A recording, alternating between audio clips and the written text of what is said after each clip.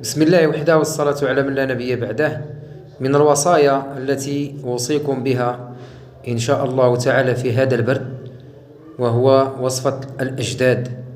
تجيب هذا التومة وتتوضعها في التين اللي هي الشريحة، تتحلها وتتوضع سنوف ديال التومة من بعد تقشيره ووضعه في الشريحة، وتتوضعوا في الكسكاس كيلو ديال الشريحة وربعة ديال الثومة، وتيتفوروا مزيان، وتحيد من بعد تفوار الكسكاس وتديرهم في مولينيكس وتطحنهم، وتدير عليهم ربعة ديال الزيت البلدية أو كأس، وتخليهم هذا بإذن الله السميع العليم في الثلاجة أو غيرها، لأن دابا كاين البرد. تاكل ملعقة في الصباح وملعقة عند النوم، فيما كان البرد يتحيد إن شاء الله تعالى.